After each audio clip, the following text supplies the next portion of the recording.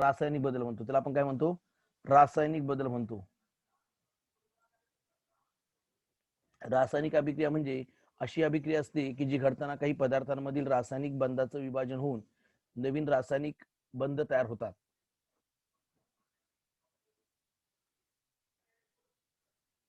व त्या पदार्थाचे नवीन पदार्थामध्ये रूपांतर होते. म्हणजे उदाहरणार्थ या ठिकाणी दुधाचं दह्यामध्ये रूपांतर झालंय. त्यानंतर जे पदार्थ बंध विभाजनाद्वारे रासायनिक अभिक्रियेत सहभागी होतात त्यांना अभिक्रियाकारके किंवा अभिकारक म्हणतात. जे पदार्थ बंध विभाजनाद्वारे म्हणजे काय, जे प्रत्यक्ष रासायनिक अभिक्रियेमध्ये सहभाग नोंदवतात, जे प्रत्यक्ष ज्यांच्यामुळे अभिक्रिया घडून येते त्यांना अभिक्रियाकारक किंवा अभिकारक म्हणतात.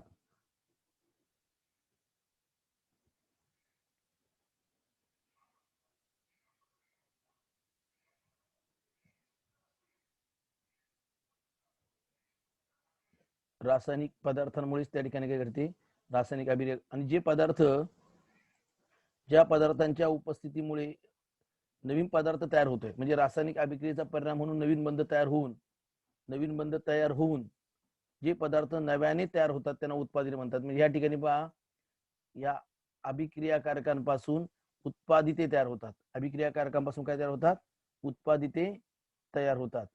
रासायनिक अभिक्रियेचा परिणाम म्हणून नवीन बंध तयार होऊन जे पदार्थ नव्याने तयार होतात त्यांना उत्पादिते म्हणतात.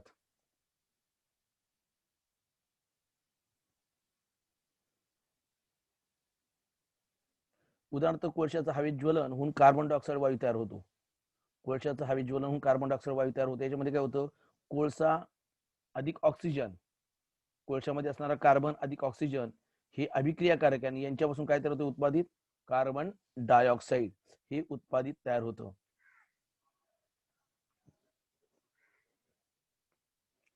कोळसा, कार्बन अधिक ऑक्सिजन हवेतील या ठिकाणी हे अभिकारक आहे आणि त्यापासून कार्बन डायऑक्साईड काय तयार होते, उत्पादित तयार होते. रासायनिक अभिक्रिया दर्शवण्यासाठी रासायनिक समीकरण लिहितात. ही आता अभिक्रिया लिहायची असेल तर काय लिहायचंय, समीकरण. आता ही रासायनिक समीकरण म्हणजे काय, प्रथम एक रासायनिक अभिक्रिया पाहूया. कॉपर सल्फेटच्या निळ्या द्रावणात जास्ताची पूड घातल्यावर झिंक सल्फेटचे रंगहीन द्रावण तयार होते. आता आपल्याला याच्यामध्ये या सगळ्यांची रेणुसूत्र माहित असणं आवश्यक आहे आणि रेणुसूत्र जर माहित असतील तरच आपण काय करू शकतो, हे लिहू शकतो. आता यामध्ये काय म्हटलंय की कॉपर सल्फेटचे जलीय द्रावण, या कॉपर सल्फेटच्या जलीय द्रावणामध्ये काय केलंय,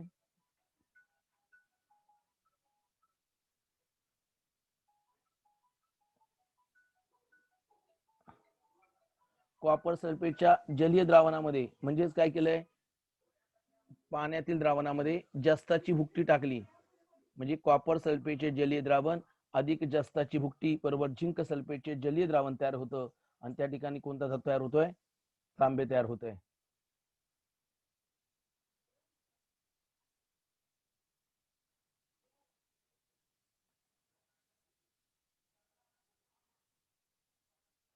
अशा प्रकारे शब्दांच्या स्वरूपात केलेल्या रासायनिक अभिक्रियांच्या साध्या मांडणीला शाब्दिक समीकरण म्हणतात.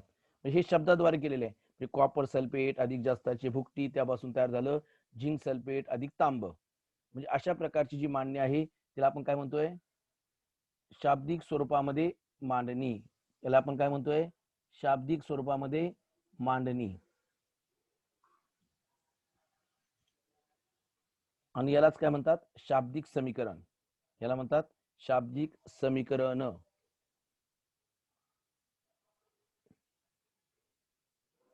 शाब्दिक समीकरण अजून संक्षिप्त स्वरूपात रासायनिक सूत्रांचा वापर करून लिहिता येते. CuSO4 अधिक Zn बरोबर ZnSO4 अधिक Cu. CuSO4 ही आहे कॉपर सल्फेटची रेणुसूत्र, Zn आहे जास्ताचं आणि ZnSO4 म्हणजे झिंक सल्फेट आणि तांबा Cu. म्हणजे अशा पद्धतीने आपल्याला ही रासायनिक अभिक्रिया जी आहे ती लिहिता येते. आता रासायनिक सूत्रांचा वापर करून रासायनिक अभिक्रियेच्या संक्षिप्त स्वरूपात केलेल्या मांडणीला रासायनिक समीकरण असं म्हणतात.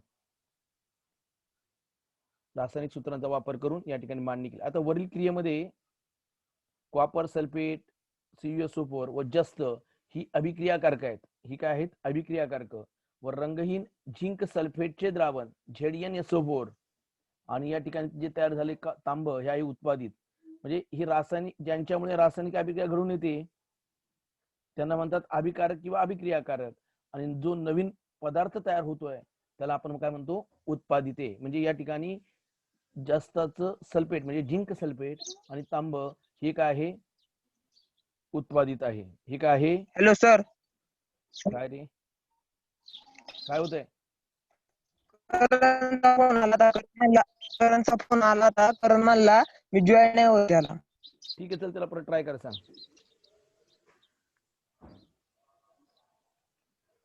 वरील क्रियेमध्ये या ठिकाणी आपल्याला अभिक्रियाकारक आणि उत्पादित त्या ठिकाणी तयार होत आहेत.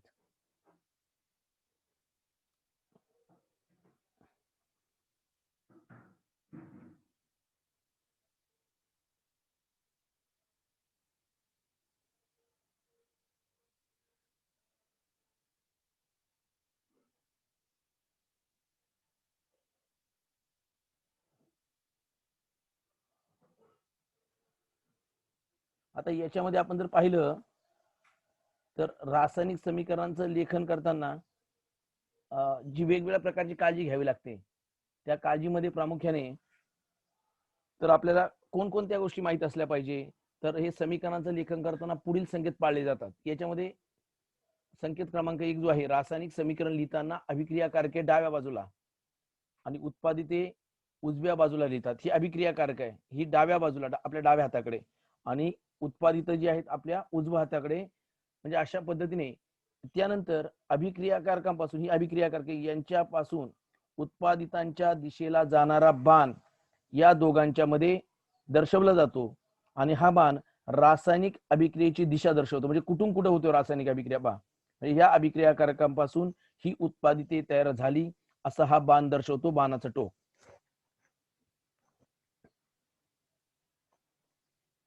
त्यानंतर जर दोन किंवा अधिक अभिक्रियाकारक किंवा उत्पादित असतील तर त्यांच्यामध्ये अधिक या चिन्हाचा वापर करतात. पहा या ठिकाणी अभिक्रियाकारामध्ये अधिक चिन्ह आहे, उत्पादित एकापेक्षा जास्त आहे, अधिकचं चिन्ह आहे.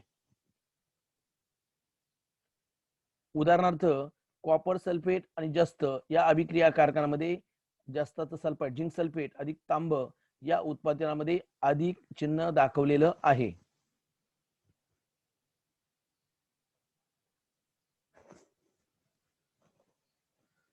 CuSO4 अधिक Zn बरोबर ZnSO4 अधिक Cu. नंबर 3, रासायनिक समीकरण जास्त माहितीपूर्ण बनवण्यासाठी अभिक्रियाकारके व उत्पादिते यांच्या भौतिक अवस्था समीकरणामध्ये नमूद करतात. त्यांच्या वायुरूप, द्रवरूप, स्थायीरूप अवस्था GLS या अक्षराने कंसात लिहून दर्शवतात. गॅस, लिक्विड आणि सॉलिड. गॅस, लिक्विड आणि सॉलिड. जी म्हणजे गॅस, एल म्हणजे लिक्विड आणि एस म्हणजे सॉलिड. जर उत्पादिते वायुरूप असतील तर गॅस ऐवजी वरच्या दिशेला बाण दाखवतात, व उत्पादिते अविद्राव्य स्वरूपात असतील तर म्हणजे अवक्षेप स्वरूपात तयार होत असतील तर सॉलिड म्हणजे याच्या ऐवजी अवक्षेप म्हणजे काय? पातळ प्रवाही पदार्थ. तर खालच्या दिशेला त्या ठिकाणी बाण दर्शवला जातो. खालच्या दिशेला बाण दर्शवला जातो. अवक्षेप असेल तर खालच्या दिशेला बाण, आणि जर एखादा वायू तयार होत असेल त्या रासायनिक अभिक्रियेत तर वरच्या दिशेला बाण त्या ठिकाणी त्याच्या डोक्यावरती उजव्या बाजूला लिहिला जातो.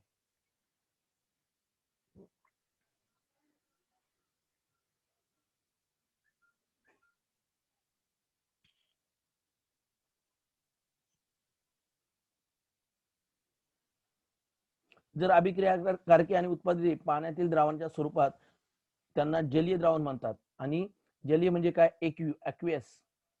ती द्रावण असतात ती जलीय जर असतील तर त्यांच्या पुढे AQ लिहिला जातो.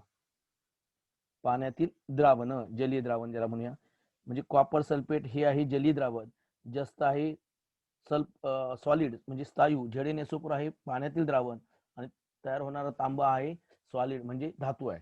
म्हणजे अशा पद्धतीने AQ, S, AQ आणि S हे लिहिलं जातं. म्हणजे अशा पद्धतीने रासायनिक समीकरणांचे लेखन करताना हे महत्वाचे संकेत त्या ठिकाणी पाळावे लागतात. त्यानंतर चौथा संकेत आहे, जेव्हा रासायनिक अभिक्रिया घडण्यासाठी बाहेरून उष्णता द्यावी लागते तेव्हा अभिक्रिया दर्शक बाणाच्या वर त्रिकोण हे चिन्ह काढून दर्शवतात. म्हणजे या ठिकाणी हे आहे उष्णतेचं चिन्ह. म्हणजे चुनखडी तापवल्यावर चुनखडी तयार होते. ही अभिक्रिया पुढील प्रमाणे. आता चुनखडी तापवल्यावरती म्हणजे चुनखडीचं रेणुसूत्र आहे CaCO3. चुनखडीचं रेणुसूत्र आहे CaCO3. उष्णता हे चिन्ह कशाचं आहे? उष्णतेचं. आणि त्यापासून तयार होतोय कॅल्शियम ऑक्साईड अधिक कार्बन डायऑक्साईड. आता कॅल्शियम ऑक्साईड आहे धातू म्हणून कंसामध्ये यस सॉलिड, आणि हा आहे वायू गॅस म्हणून वरच्या दिशेला काय दर्शवतात? बाण दर्शवतात.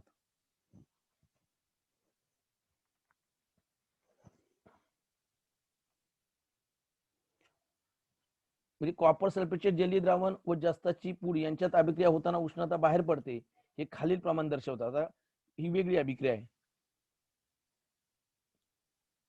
कॉपर सल्फेट अधिक जस्त, त्यापासून जस्ताचं सल्फेट अधिक तांब, आणि या ठिकाणी काय तयार होते? उष्णता. काय तयार होते? उष्णता. त्यानंतर पाचवा जे आहे, समीकरणाचं लेखन करताना पाळावयाचे संकेत जे आहे, त्यामध्ये काही अभिक्रिया घडून येण्यासाठी विशिष्ट तापमान, विशिष्ट दाब, उत्प्रेरक इत्यादी अटींची पूर्तता होणे आवश्यक असते. अशा अटी अभिक्रियाकारक बाणांच्या खाली किंवा वर दर्शवतात. म्हणजे काही अटी असतात. म्हणजे ही रासायनिक अभिक्रिया घडून येण्यासाठी काही ठिकाणी विशिष्ट तापमान द्यावं लागतं, विशिष्ट दाब द्यावा लागतो, किंवा रासायनिक अभिक्रियेच्या वेगामध्ये बदल घडवून आणण्यासाठी उत्प्रेरक पुरवावी लागतात. म्हणजे उत्प्रेरक किंवा विशिष्ट तापमान, विशिष्ट दाब यांच्यासाठी त्या ज्या काही अटी आहेत त्या अभिक्रियाकारक बाणाच्या खाली किंवा वर दर्शवतात. मग जो बाण मध्ये असतो त्याच्या खाली किंवा वर आपल्याला त्या ठिकाणी काय दर्शवलं जातात? त्या अटी. वनस्पती तेलाची 60°C तापमानाला निकेल या उत्प्रेरकाच्या सानिध्यात हायड्रोजन बरोबर अभिक्रिया होऊन वनस्पती तूप तयार होतोय. आता या ठिकाणी तुमच्या लक्षात येईल, आता ही जी अट आहे ही अभिक्रियाकारकाचा जो बाण दाखवलेला याच्या खाली आणि वर 60°C म्हणजे काय? हे तापमान दाखवलेलं आहे. आणि त्याच्या खाली लिहिले निकेल उत्प्रेरक. म्हणजे याच्यामुळे, या उत्प्रेरकामुळे या अभिक्रियेचा वेगात बदल होतो, म्हणजे पटकन अभिक्रिया घडते.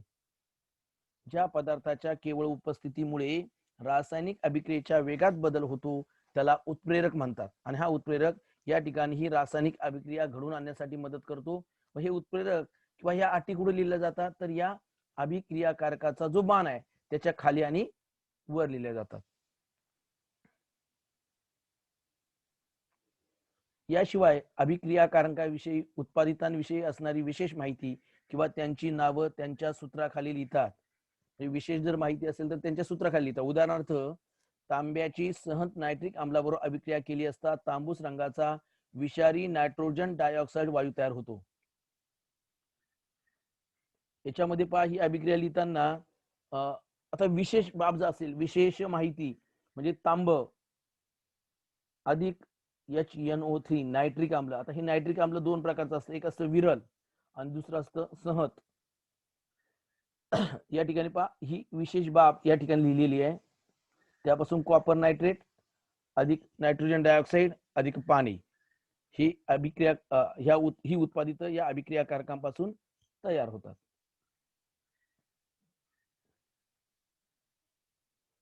तांब्याची विरल नायट्रिक आम्लाबरोबर अभिक्रिया केली असता नायट्रिक ऑक्साईड वायू तयार होते. दुसरं उदाहरण आहे, तांब्याची विरल नायट्रिक आम्लाबरोबर, म्हणजे या ठिकाणी पहा, तांब अधिक विरल नायट्रिक आम्ल अधिक या ठिकाणी पहा आपल्याला तयार होते 3 CuNO3 ट्वाइस अधिक 2 NO अधिक 4 H2O. या ठिकाणी विरल नायट्रिक आम्ल आहे, म्हणजे या ठिकाणी विशेष माहिती आहे म्हणून ती खाली लिहिलेली आहे.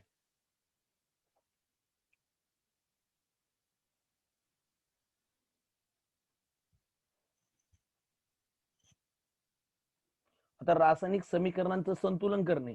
आता ही रासायनिक समीकरण म्हणजे ज्याला आपण संतुलित समीकरण म्हणूया, ज्या समीकरणांमध्ये अभिक्रियाकारकांमधील मूलद्रव्यांच्या अणूंची संख्या ही उत्पादितांमधील त्या मूलद्रव्यांच्या अणूंच्या संख्येइतकी असते, अशा समीकरणाला संतुलित समीकरण म्हणतात. आपण पहा, गणितामध्ये डावी बाजू आणि उजवी बाजू सारखी करतो समीकरण सोडवताना. पहा, गणितातली उदाहरणं सोडवताना जर समीकरण असतील तर डावी बाजू आणि उजवी बाजू सारखी करतो. त्याच पद्धतीने या ठिकाणी काय करायचंय, अभिक्रियाकारकांमधील जे मूलद्रव्यांचे अणू आहेत त्यांची संख्या आणि उत्पादितांची संख्या ही सारखी करायची. मग आता कशी करायची तर आपण पुढे पाहूया.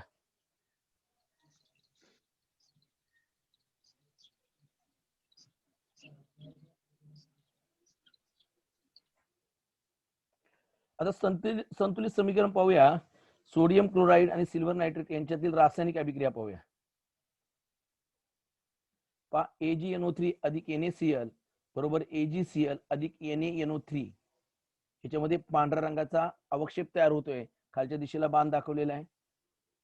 AQ म्हणजे आपल्याला माहिती आहे. आता याच्यामध्ये या रासायनिक अभिक्रियेमध्ये मूलद्रव्य कोणकोणती आहे ते आपण पहिल्यांदा पाहूया. अभिक्रियाकारक कोणकोणती आहे, तयार होणारी उत्पादित कोणती आहे, त्यांच्या अणूंची संख्या कोणती आहे. आता या ठिकाणी असणार जे Ag आहे, Ag नावाचं मूलद्रव्य आहे, त्याच्या हे अभिक्रियाकारक AgNO3 सिल्वर नायट्रेट आणि सोडियम क्लोराईड हे अभिक्रियाकारक यांच्यापासून ही उत्पादित तयार होणार आहे. आता याच्यामध्ये Ag जो आहे सिल्वर, त्याच्यामध्ये अणूंची संख्या आहे 1. त्यानंतर दुसरा आहे नायट्रोजन, फक्त नायट्रोजन आहे, त्याच्या अणूंची संख्या आहे 1. बरोबर आहे. आता या ठिकाणी हा Ag इथं 1 आहे, इकडे सुद्धा Ag किती उत्पादनामध्ये 1 आहे.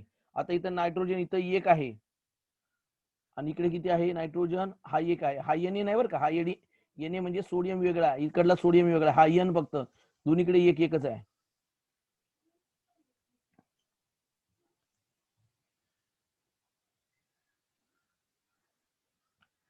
म्हणजे या ठिकाणी सिल्वर सुद्धा 1 आहे, नायट्रोजन सुद्धा 1 आहे. आता ऑक्सिजन पाहूया. इथं ऑक्सिजन 3 आहे, इकडे ऑक्सिजन किती आहे 3 आहे, दोन्हीकडे पण 3-3 दिसतोय पहा. म्हणजे अभिक्रियाकारकांमध्ये 3 आहे आणि उत्पादितांमध्ये सुद्धा 3 आहे. त्यानंतर सोडियम, आता सोडियम पाहूया. इथं सोडियम 1 आहे, इकडे सोडियम किती आहे 1च आहे. त्यानंतर आता Cl पाहूया. क्लोरीन इथं 1 आहे, इकडे क्लोरीन 1 आहे. म्हणजे याचा अर्थ आपण जर पाहिलं तर अभिक्रियाकारकांची डावी बाजू आणि उत्पादितांची उजवी बाजू हे दोन्ही सारखे आहे. म्हणजे प्रत्येक मूलद्रव्यांच्या अणूंची संख्या डाव्या आणि उजव्या बाजूला समान आहे. म्हणून या समीकरणाला म्हणतात संतुलित समीकरण. याला संतुलित करायची आवश्यकता नाही, म्हणून या समीकरणाला म्हणतात संतुलित समीकरण. म्हणजे ज्या समीकरणामध्ये अभिक्रियाकारकांच्या अणूंची संख्या आणि उत्पादितांच्या अणूंची संख्या सारखी असते त्या समीकरणाला काय म्हणतात, संतुलित समीकरण म्हटलं जातं. आता या रासायनिक समीकरणांचं संतुलन करणं, आता ही जी असंतुलित समीकरण असतात, म्हणजे जर प्रत्येक मूलद्रव्याच्या अणूंची संख्या रासायनिक समीकरणाच्या दोन्ही बाजूंना समान नसेल तर अशा समीकरणांना असंतुलित समीकरण म्हणतात. म्हणजे समान सारखी नाहीये. मग आता ही असंतुलित समीकरण संतुलित करणं आवश्यक असतं. म्हणजे ह्या दोघी बाजू ज्या आहेत त्या सारख्या करायच्या, डावी बाजू आणि उजवी बाजू. रासायनिक समीकरण संतुलित करण्याच्या पायऱ्या ज्या आहेत, रासायनिक समीकरणांचं संतुलन पायरी पायरीने करतात. यासाठी प्रयत्न प्रमाद पद्धती वापरतात. प्रयत्न प्रमाद पद्धती. एक शाब्दिक समीकरण पाहूया. सोडियम हायड्रॉक्साईड अधिक सल्फ्युरिक ऍसिड बरोबर सोडियम सल्फेट अधिक पाणी. पायरी नंबर 1. दिलेले समीकरण रासायनिक सूत्रे वापरून लिहूया. आता याच्यामध्ये रासायनिक सूत्र वापरूया. Sodium hydroxide NaOH, sulphuric acid H2SO4, sodium sulphate Na2SO4 आणि पाण्याचं रेणूसूत्र आहे H2O. पायरी क्रमांक 2. समीकरण संतुलित आहे किंवा नाही हे तपासणे.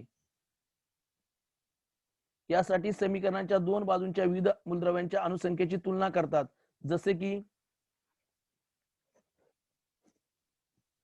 समजा इकडे या ठिकाणी अभिक्रियाकारक उत्पादित सोडियम किती आहे 1, इकडे सोडियम आहे 2, इकडे ऑक्सिजन आहे 1 आणि हा 4 5, इकडे आहे 4 आणि 1 5.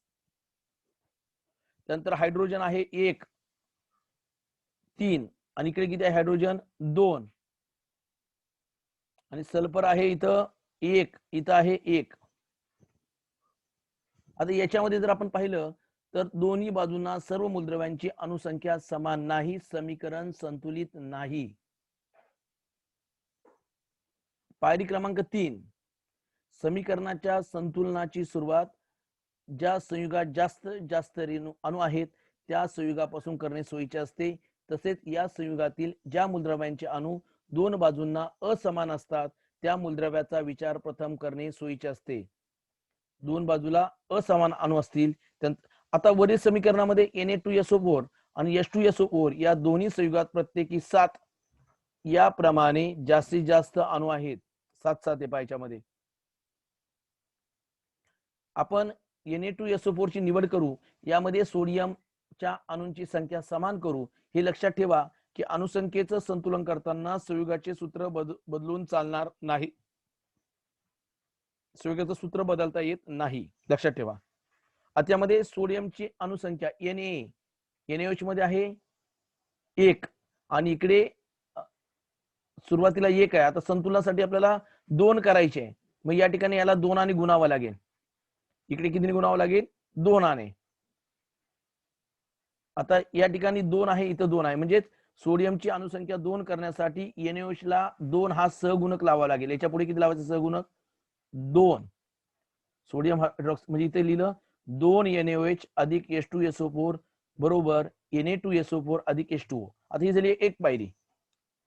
त्यानंतर आता सोडियम अणू संतुलित झाले, दोन्ही बाजूंना हायड्रोजन व ऑक्सिजन असमान आहेत. यापैकी हायड्रोजन अणूंच्या अणुसंख्येचं संतुलन करूया. आता या अणुसंख्येचं संतुलन कसं करायचं बघूया. हायड्रोजनची संख्या इथं आहे 4 आणि इथं 2, इथं 1 आणि हे 2, 3 होते बरोबर आहे अभिक्रियाकारकामध्ये. आता इथं 2 झाली, पहिली 1 होती, इथं 2 झाली, 4 झाली पहा. बे दुने हे बे एके बे आणि हे 2 4, इथं 2 हायड्रोजन, इथं 2 हायड्रोजन. आता उत्पादितांमध्ये मात्र 2च हायड्रोजन आहे. मग याला कितीने गुणावं लागेल? इकडे 2 आणि गुणावं लागेल. इथं पहा, इथं 2 आणि 2 4, बे दुने 4, इकडे पहा 2 आणि हे 2 4, म्हणजे H2 ह्या उत्पादिताला 2 हा सहगुणक लावून तयार झालेलं समीकरण जे असेल ते अशा पद्धतीने असेल. कसं? 2 NaOH अधिक H2SO4 बरोबर Na2SO4 अधिक या ठिकाणी 2 हा सहगुणक लावला म्हणजे तो झाला 2H2O. आता हायड्रोजनची अणुसंख्या संतुलित करता करता ऑक्सिजन अणुसंख्येला संख्या ही या ठिकाणी 2 ने वाढलेली पहा. इथं नुसतं याला 2 ने गुणलं नाही तर इथं पण ऑक्सिजन वाढलेला आहे व ऑक्सिजन अणुसंख्या ही संतुलित झाली नवीन तयार झालेल्या समीकरणामध्ये. म्हणजे या ठिकाणी पहा, इथं ऑक्सिजन 2 झाला आणि ऑक्सिजन 4 आहे, इथं 4 आहे आणि हे 2 बरोबर सारखे 6 झालेत. आता पाहूया सोडियम.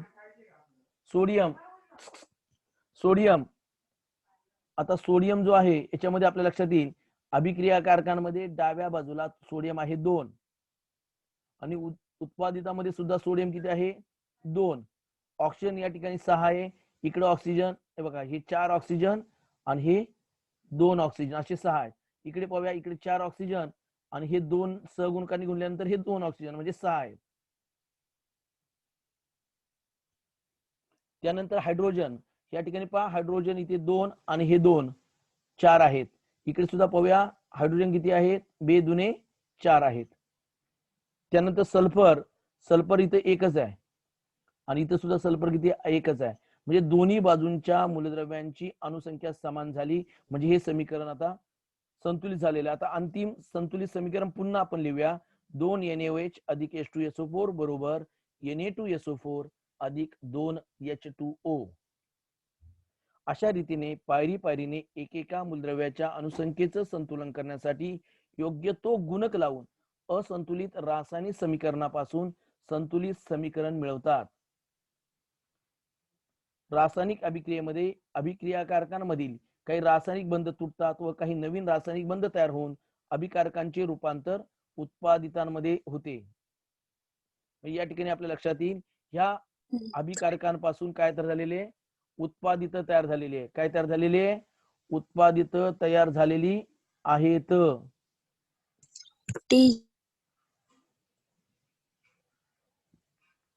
सगळ्यांनी आवाज बंद करा, कुणाचाही साऊंड चालू ठेवू नका, हे सगळं रेकॉर्डिंग चालू आहे. जिथे आवश्यक आहे त्या ठिकाणी स्क्रीनशॉट काढा. आता रासायनिक अभिक्रियांच्या प्रकाराकडे आपण वळूया. आता रासायनिक अभिक्रियांचे प्रकार जो आहे, पहिला प्रकार आहे संयोग अभिक्रिया.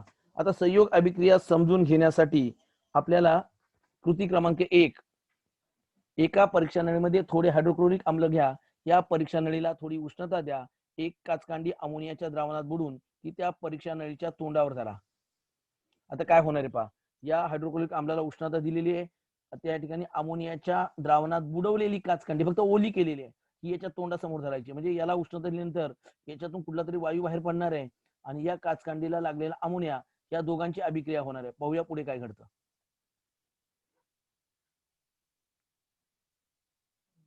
निरीक्षण, काचकांडीच्या टोकावरून पांढरा धूर बाहेर पडताना दिसेल.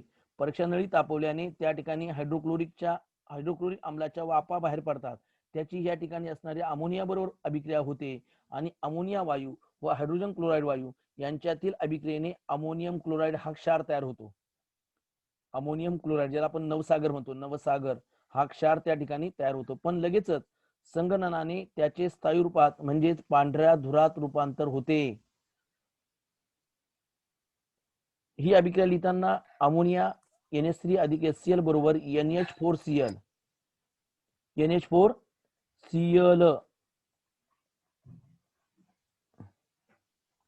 म्हणजे अमोनिया आणि हायड्रोजन क्लोराईड या दोन अभिक्रियाकारकांपासून अमोनियम क्लोराईड एकच उत्पादित तयार झालं.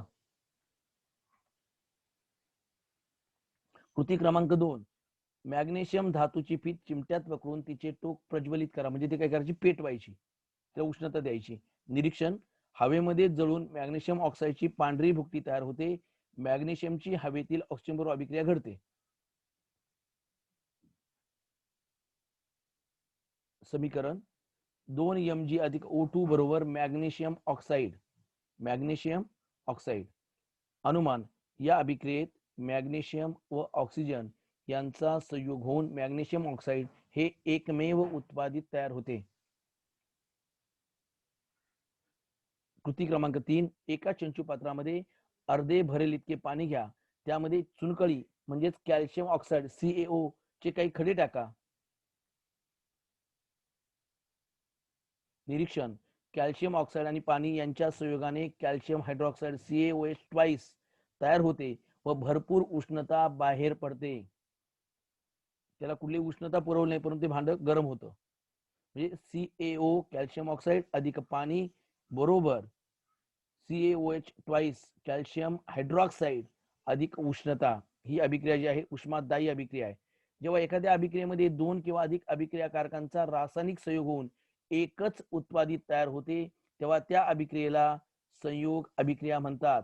ह्या सगळ्या अभिक्रियाकारकांपासून एकच उत्पादित तयार झाले म्हणजे अमोनिया अधिक हायड्रोक्लोरिक आम्ल बरोबर अमोनियम क्लोराईड. मॅग्नेशियम अधिक ऑक्सिजन बरोबर मॅग्नेशियम ऑक्साईड. कॅल्शियम ऑक्साईड अधिक पाणी यांच्यापासून कॅल्शियम हायड्रॉक्साईड. हे सगळी ह्या रासायनिक अभिक्रियांमध्ये जर पाहिलं तर दोन किंवा दोनापेक्षा अधिक अभिक्रियाकारकांपासून जर एकच उत्पादित तयार झालं, एकच, या ठिकाणी एकच उत्पादित आहे, एकापेक्षा अधिक उत्पादित तयार झाले नाही, म्हणून या अभिक्रियाला म्हणतात संयोग अभिक्रिया. संयोग होणे म्हणून या अभिक्रियाला काय म्हणतात, संयोग अभिक्रिया. अनेक अभिक्रिया आपल्या वातावरणातल्या ह्या ठिकाणी सांगता येतील. म्हणजे हायड्रोजन अधिक ऑक्सिजन दोन्ही एकत्र केले, दोन्ही वायू विशिष्ट वजनी प्रमाणामध्ये आणले तर त्या ठिकाणी पाणी तयार होतं. ही सुद्धा संयोग अभिक्रिया आहे. आलं लक्षात. म्हणजे अशा पद्धतीने या ठिकाणी आपल्याला संयोग अभिक्रियेची उदाहरणं सांगता येतील. त्यानंतर दुसरा प्रकार आहे रासायनिक अभिक्रियांचा, तो आहे अपघटन अभिक्रिया. अपघटन अभिक्रिया समजून घेण्यासाठी पुढील कृती करूया. कृती क्रमांक 1, एका बाष्पन पात्रामध्ये थोडीशी साखर घ्या. त्या बाष्पन पात्राला बन्सेन बर्नरच्या साह्याने उष्णता द्या. निरीक्षण, थोड्या वेळाने